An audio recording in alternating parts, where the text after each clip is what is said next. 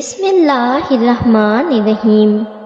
شروع کرتی ہوں اللہ کے نام سے جو بڑا مہربان اور نہایت رحم کرنے والا ہے۔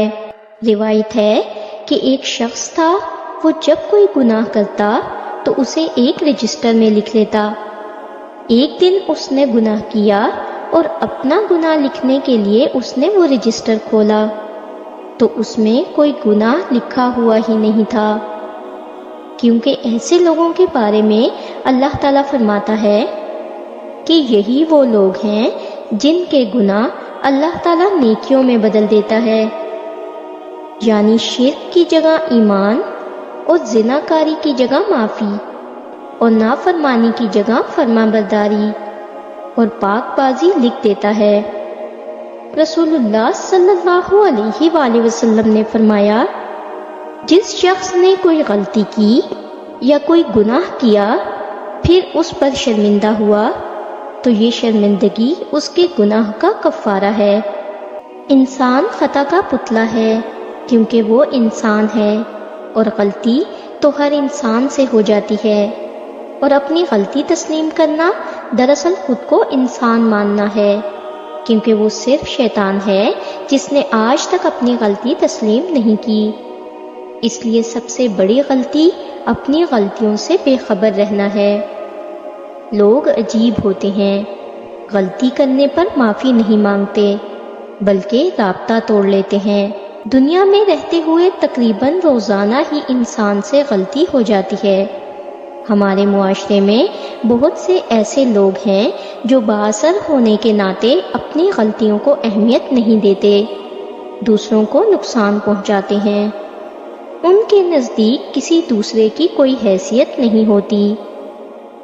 اس کے برعکس اگر کسی نچلے طبقے کے لوگوں سے یا کسی غریب اور نادار انسان سے کوئی گناہ یا غلطی سرزد ہو جائے تو فوراً اس کو سزا دی جاتی ہے، بلکہ یہاں یہ کہنا درست ہوگا کہ اونچے اور بااثر لوگ اپنی غلطی اور گناہ کا سارا بوجھ بھی بیچارے نادار اور کمزور غریب لوگوں پر ڈال دیتے ہیں، اور جیلوں میں بھی بہت سے بے گناہ اپنے ناکردہ گناہوں اور غلطیوں کی سزا بھگت رہے ہیں۔ اصل میں جس معاشرے میں ہم رہ رہے ہیں وہاں بااثر لوگوں کے لیے کوئی قانون نہیں ہے، اور غریبوں اور مفلسوں کے لیے ہر غلطی کی سزا موجود ہے۔ ابو حامد محمد بن محمد الغزالی فرماتے ہیں، اگر ہم سے غلطی ہو جائے تو ابلیس کی طرح دلیر نہیں ہونا چاہیے بلکہ معافی مانگ لینی چاہیے، کیونکہ ہم ابن آدم ہیں، ابن ابلیس نہیں۔ اگر کوئی شخص شراب پیتا ہو، زناکاری کرتا ہو اور اللہ کے حکم کی نافرمانی کرتا ہو اور اللہ کی عبادت چھوڑ کر گناہوں کی طرف راغب ہو جائے لیکن کفر و شرک نہ کرے اور موت سے پہلے اپنی غلطیوں کی اور اپنے گناہوں کی معافی مانگ لے تو وہ اللہ سے بخشش کا امیدوار ہو سکتا ہے، کیونکہ ہر وہ گناہ جس کی جڑ نفسانی خواہش ہے وہ توبہ سے معاف ہو جاتی ہے، اور جس گناہ کی بنیاد تکبر ہو اس سے بخشش کی امید نہیں۔ جیسے شیطان کی نافرمانی کی بنیاد تکبر تھی جس سے اسے توبہ کی توفیق نہیں ہوئی، تو ہمیں چاہیے کہ موت سے پہلے ہی اپنے گناہوں سے توبہ کر لیں، اس امید پر کہ اللہ تعالیٰ ہماری توبہ قبول کرے گا۔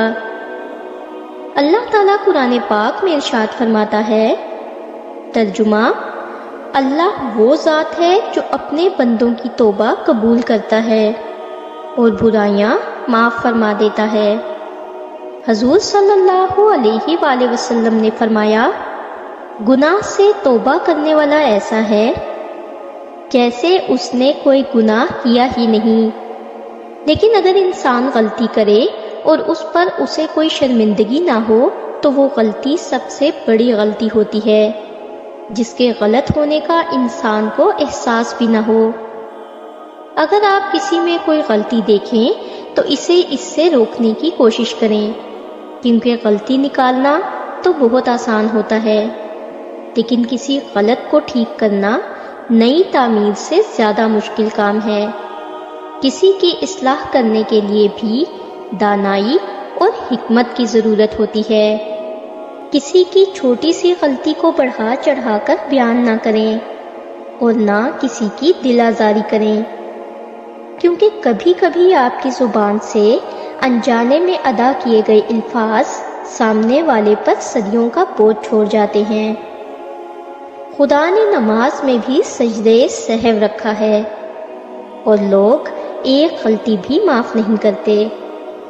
اس لیے یہ یاد رکھیں کہ غلطیاں ہمیشہ قابل معافی ہوتی ہیں اگر مان لی جائیں، اور اگر آپ کسی کو نصیحت کرتے ہیں تو صرف نصیحت ہی کیجیے، اسے شرمندہ نہ کیجیے، کیونکہ مقصد دستک دینا ہوتا ہے، دروازہ توڑنا نہیں۔